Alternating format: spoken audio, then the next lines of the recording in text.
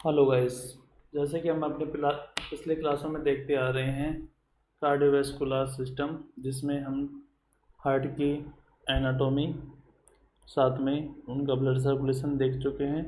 Blood vessels और body के अंदर ब्लड का सिस्टेमेटिक सर्कुलेशन अपने इस क्लास के अंदर देख चुके हैं। आज हम कुछ टर्मिनोलॉजी डिस्कशन करेंगे, ठीक है। जो कि सबसे पहले स्टार्टिंग करते हैं हम टर्मिनोलॉजी नंबर 1।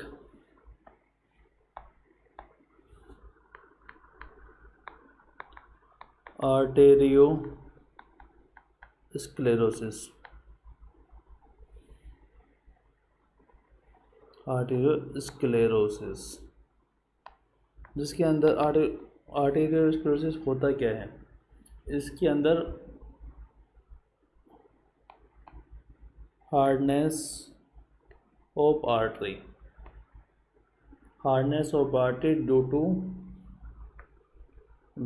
टू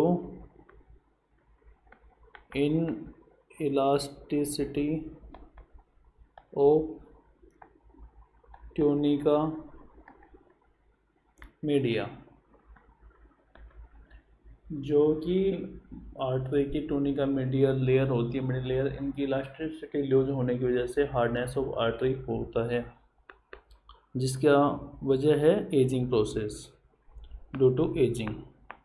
जैसे जैसे इंसान की उम्र बढ़ती है उनकी आर्टरी में स्क्लेरोसिस की हार्डनेस आने लगती है, जिस वजह से बढ़ती हुई उम्र के साथ में पेशेंट का बीपी भी बढ़ता है, जो एक नॉर्मल प्रोसेस होती है। अगली है अपने पास एथेरोस्क्लेरोसिस। ये क्या होता है? इसमें आता है अपनी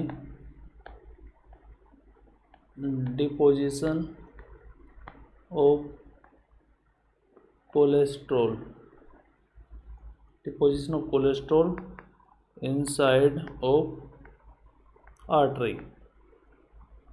आर्टरी के अंदर कोलेस्ट्रॉल का डिपोजिशन होता है, जिस वजह से उसमें हार्डनेस आती है, जो कि आर्टेरियो स्क्लेरोसिस उसको हम बोल सकते हैं। रोसिस आर्टेरियो, इसमें कोलेस्ट्रॉल का इंटरनल दबने की वजह से इसमें आर्टरी हार्डनेस आती है, और इसे बोलते हैं आर्टेरियो स्क्लेरोसिस, जो कि कार्डियोवैस्कुलर डिजीज पैदा करती है, कोरोनरी आर्टरी डिजीज कर सकती है, मायोकार्डियल इन्फेक्शन कर सकती है। ये चीज़ नॉर्मली देखने को मिलता है। अगली टर्म अपने पास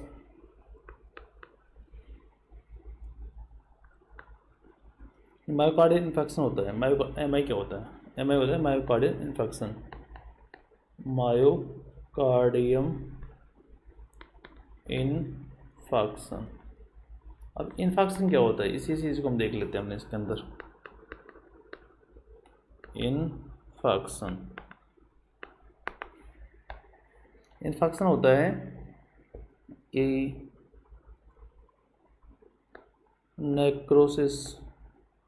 नेक्रोसिस ऑफ टिश्यू,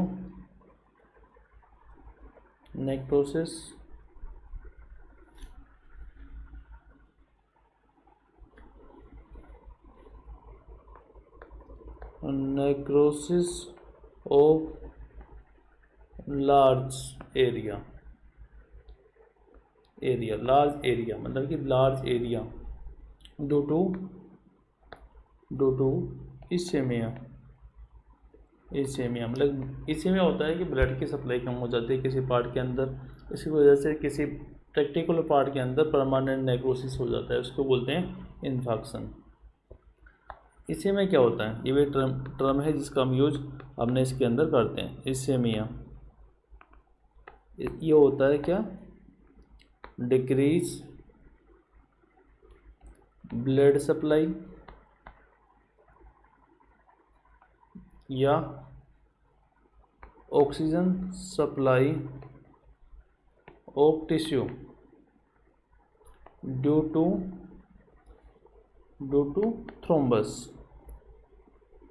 थ्रोम्बस। यदि किसी आर्टरी के अंदर थ्रोम्बस बनने के कारण आगे के वाले पार्ट को blood supply oxygen supply interfere होती है तो उसको बोलते हैं इसेमिया। इसेमिया। अब अगली टर्मिनोलॉजी थ्रोम्बस से ले लेते हैं, थ्रोम्बस से ही ले लेते हैं इसको, ठीक है। इसको बोलते हैं थ्रोम्बोसिस।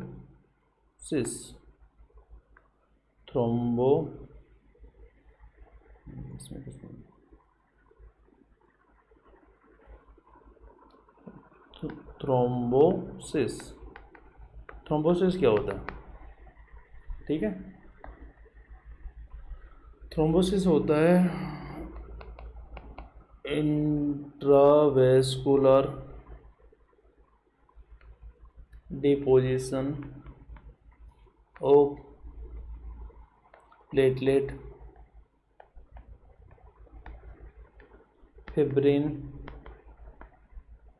फिब्रिन या कोलेस्ट्रॉल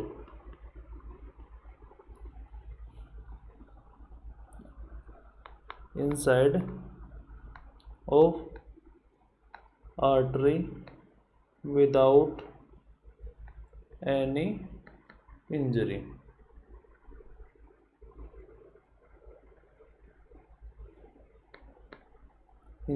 बिना कोई इंजरी के यदि ब्लड वेसल्स के अंदर थ्रोम्बस बन जाता है, प्लेटलेट्स का डिपोजिशन हो जाता है, फिब्रिन का डिपोजिशन हो जाता है, या फिर कोलेस्ट्रॉल का डिपोजिशन इनसाइड ऑफ, ये मान लीजिए ये वाली कोई आर्टरी है, इसके अंदर बिना कोई रीजन के यदि उसके अंदर कोलेस्ट्रॉल, ठीक है, या फिर फिब्रिन का डिपोजिशन होता है किसी प्रकार से, तो इसमें आगे ब्लड सप्लाई में बैरियर पैदा होता है और ये आगे चल के इसेमिया या फिर मायोकार्डियल इन्फार्क्शन कर सकता है, ठीक है। थ्रोम्बस से क्या क्या हो सकते हैं, थ्रोम्बस से क्या क्या हो सकता है देखिए। थ्रोम्बस क्या कर सकता है, थ्रोम्बस जैसे मान लीजिए डीवीटी हो गया, डीवीटी इसको बोलते हैं deep vein thrombosis. DVT most common cause करता है पल्मोनरी एम्बोलिज्म। पल्मोनरी एम्बोलिज्म किस वजह से हो सकता है, थ्रोम्बस की वजह से, ठीक है। इसके अलावा अगली कोई बीमारी हो सकती है coronary artery disease, myocardial infarction, देखिए ब्लॉकेज करेगा तो कोरोनरी आर्टरी डिजीज करेगा या फिर इन्फार्क्शन करता है। इसके अलावा अब इसके ट्रीटमेंट के लिए देखते हैं कि इसको डीवीटी को ट्रीटमेंट के लिए हम क्या क्या कर सकते हैं। अब इनमें प्लेटलेट का डिपोजिशन होता है, फिब्रिन का होता है, कोलेस्ट्रॉल का होता है, तो ट्रीटमेंट देखें इनका। ट्रीटमेंट तो सबसे पहले हम देंगे इसमें थ्रोम्बोलाइटिक जैसे कि स्ट्रेप्टोकाइनेज,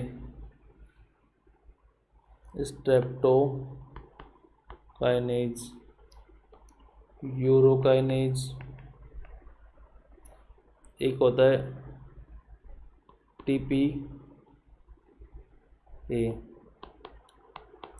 टिश्यू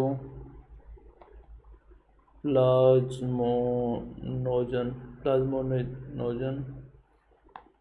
एक्टिवेटर, ये एंटी थ्रोम्बोलाइटिक एजेंट होते हैं जो कि इसके अंदर दिया जाता है। उसके अलावा अगला कौन सा आता है, एंटी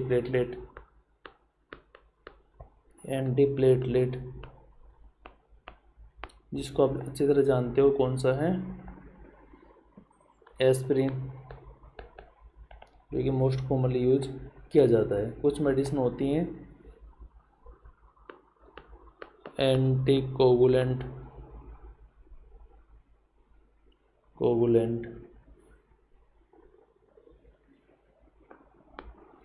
जैसे कि हेपेरिन एंड वारफेरिन। हेपेरिन और वारफेरिन का रूप एंटीकोगुलेंट के रूप में किया जाता है। एक टर्मिनोलॉजी देखना चाहिए, एक टर्म देखना चाहिए जिसका नाम क्या है, एम्बोलिज्म। एम्बोलिज्म एम्बोलिज्म क्या होता है, जब कोई थ्रोम्बस अपनी जहाँ से वो बनता है, वहाँ से जहाँ वो ओरिजिनेट होता है, जहाँ उनका निर्माण होता है, उसकी वहाँ से डिटैच होकर या फिर वहाँ से निकल कर पूरी ब्लड सर्कुलेशन में मूवमेंट करने लग जाए, उसको बोलते हैं embolism. The thrombus are detached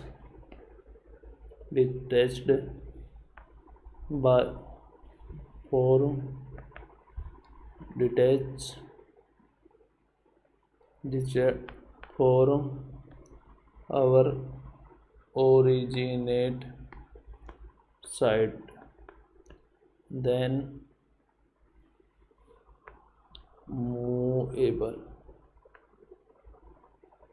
movable अपनी किसी थ्रोम्बस अपनी ओरिजिनेट साइड से मूवेबल ट्रांसफ़र होकर यदि पूरी बॉडी में सर्कुलेट होता है तो उसको बोलते हैं एम्बोलिज्म। ये हो गया अपनी नॉर्मल टर्मिनोलॉजी। कुछ और टर्मिनोलॉजी हम डिस्कशन कर लेते हैं, जैसे कि अपनी ग्रोथ संबंधी लेकर, जैसे कि ग्रोथ संबंधी डिजीज लेकर एट्रोपी। एट्रोपी क्या होता है? एट्रोपी होता है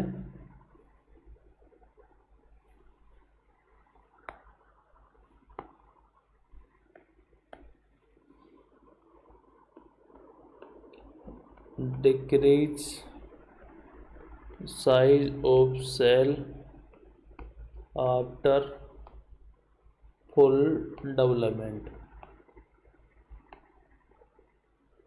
यदि किसी सेल के फुल डेवलपमेंट के बाद में भी यदि उसकी साइज कम होती है तो उसको बोलते हैं एट्रोफी। दूसरा होता है हाइपरट्रोफी। हाइपरट्रोफी कुछ ऐसा ही है, इसमें इंक्रीज हो जाएगी, increase size of cell after full development. Development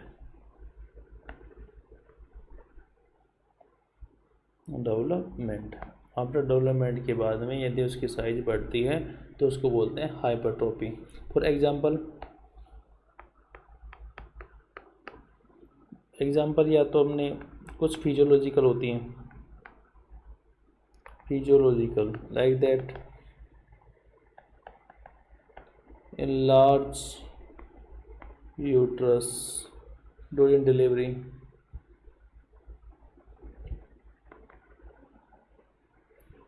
ठीक है। enlarge myometrium during MC, menstrual cycle के टाइम भी मायोमेट्रियम का इन्लार्जमेंट होता है। या फिर लेफ्ट वेंट्रिकुलर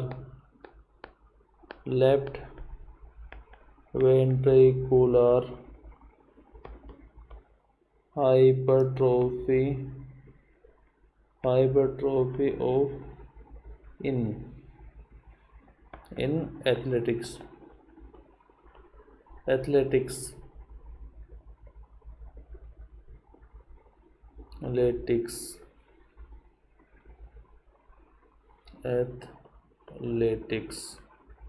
ठीक है। एथलेटिक्स के अंदर यदि लेफ्ट वेंट्रिकुलर हाइपरट्रोफी नॉर्मली देखने को मिलती है। कुछ डिजीज कंडीशन भी होती हैं, जैसे कि कुछ पैथोलॉजिकली कंडीशन भी होती हैं, पैथोलॉजिकली, जैसे कि बिनाइल प्रोस्टेट हाइपरट्रोफी, इस चीज़ में भी देखने को मिलते हैं।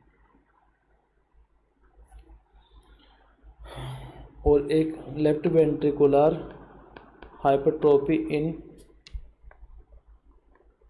कंजेक्टिव हार्ट फेलियर, इस कंडीशन में हाइपरट्रोफी देखने को मिलता है। अगली टर्म कौन सी आएगी? हाइपरप्लेक्सिया। इसमें इंक्रीज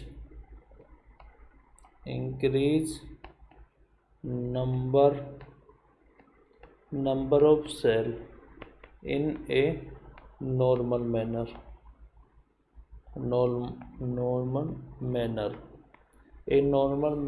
के अंदर ब्लड की सेल्स का काउंट बढ़ता है, जिससे बॉडी में इन्लार्जमेंट आता है। ठीक है, इसमें बीपीएच भी आता है, विनाइल प्रोस्टेट हाइपरप्लेसिया या हाइपरट्रोफी, दोनों चीज़ें इस चीज़ में देखने को मिलती हैं।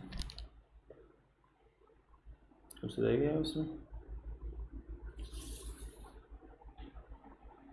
एक चीज़ और होती है, मेटाप्लेजिया। ठीक है,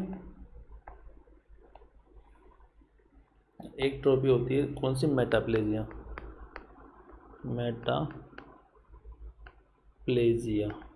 मेटाप्लेजिया क्या होती है? इसमें क्या होता है, एक प्रकार की सेल दूसरे प्रकार के सेल में कन्वर्ट हो जाती हैं। ठीक है,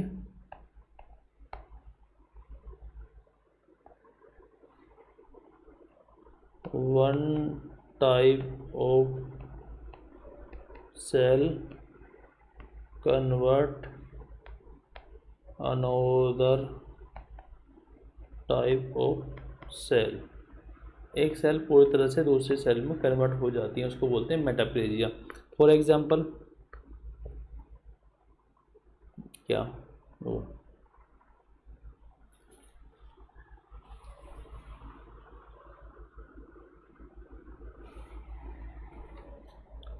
जब बोन का निर्माण होता है, बोन फॉर्मेशन होता है, जो कार्टिलेज होते हैं, कार्टिलेज जो पूरी तरह से बोन में कन्वर्ट हो जाते हैं कार्टिलाइजेशन की वजह से। ठीक है, उसके अलावा जो मैक्रोसाइट होती हैं, मोनोसाइट कन्वर्ट हो जाते हैं किसके अंदर?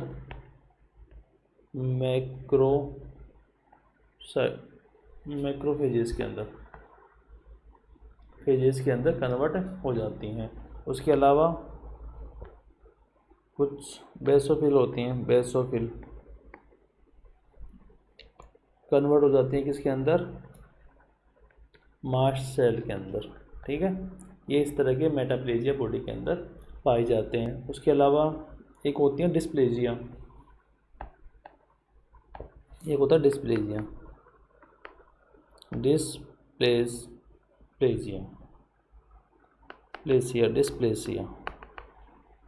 Dysplasia, मेटाप्लेसिया, dysplasia. इसमें क्या होता है, इसके अंदर किसी भी सेल के अंदर अल्ट्रेशन आ जाता है। डिस्प्लेसिया मतलब कि अल्ट्रेशन ऑफ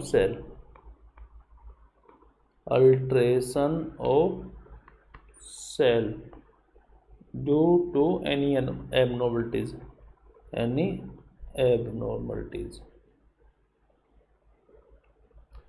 जिसके अंदर कैसे किस प्रकार से इनमें अल्ट्रेशन आता है।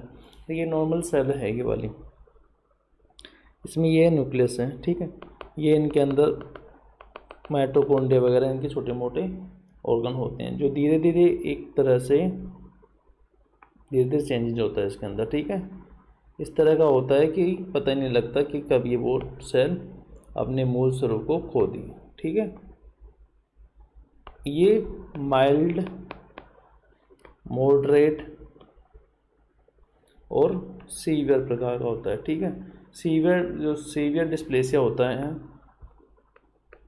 सीवियर डिस्प्लेसिया, इसको हम बोल सकते हैं प्री कैंसियस कंडीशन।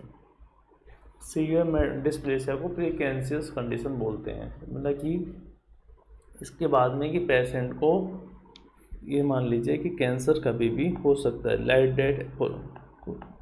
इसको एग्जांपल की तरह समझे, जैसे ओरल कैविटी होती है, ओरल कैविटी के अंदर अब सेल्स का डिस्प्लेसमेंट होता है, तो वो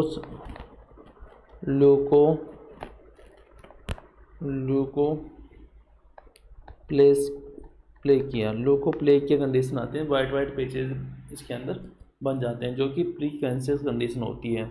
उसके अलावा स्टोमक के अंदर क्रोनिक गैस्ट्राइटिस, कोलोन के अंदर अल्सरेटिव कोलाइटिस। ये कंडीशन होती है जिसके अंदर ये प्री कैंसरस कंडीशन होती है कि इसके बाद में पेशेंट को इस पर्टिकुलर ऑर्गन में कैंसर हो जाता है, जिसके सीवियर डिस्प्लेसिया होता है। इसके अंदर सेल के अंदर होता है ना साइटोलॉजिकल चेंजेस आ जाते हैं, ठीक है, बट हिस्टोलॉजिकल चेंजेस अपीयर नहीं होते हैं, अपीयर नोट। देखिए सेल के अंदर का स्ट्रक्चर तो चेंज हो जाएगा, बट उसका कोई भी साइन और सिम्टम्स हो नहीं करता है। ये होता है प्री कैंसरस कंडीशन में। इसके अलावा एक लोग हैं, यहाँ थोड़ा सा स्पेस बना देते हैं हम लोग।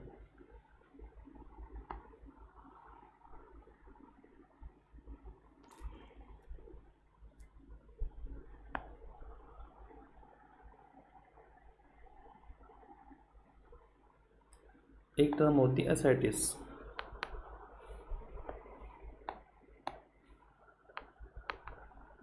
एसाइटिस क्या होता है? एसाइटिस होता है accumulation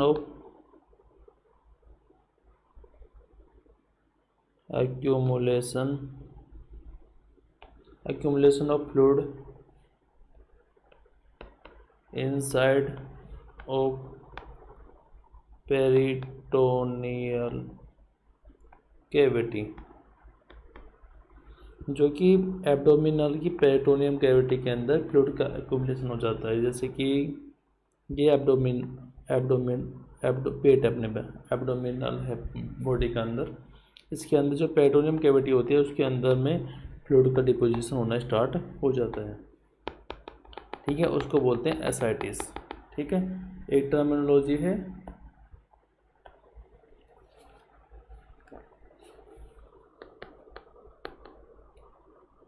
एंजियोमा। एंजियोमा क्या होता है? एंजियोमा होता है कि इसके अंदर में बिनाइन कैंसर होता है, एक तरह से benign cancer of blood vessels का इनलार्ज बहुत ज़्यादा मात्रा में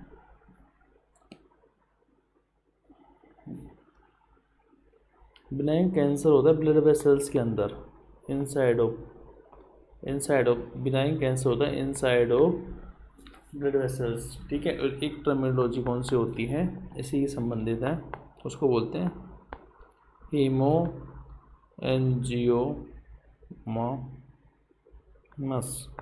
ये टर्मिनोलॉजी है। इसके अंदर ये होता है हीमो एंजियोमस, इसके अंदर ये होता है ब्लड कैंसर, किसका? ब्लड वेसल्स का एक तरह का कैंसर होता है, ठीक है, जिसमें ब्लड वेसल्स बहुत ज़्यादा मात्रा में किसी पर्टिकुलर ऑर्गन के ऊपर अपना इफेक्ट डालती हैं, जैसे कि स्ट्रॉबेरी साइन। अपने strawberry sign at the time of delivery देखने मिलेगा, जिस टाइम पर एक पर्टिकुलर पार्ट के अंदर में बहुत ज़्यादा मात्रा में ब्लड वेसल्स बन जाती हैं, इसी को बोलते हैं हीमोएंजाइमा, ठीक है। Thank you for watching the video.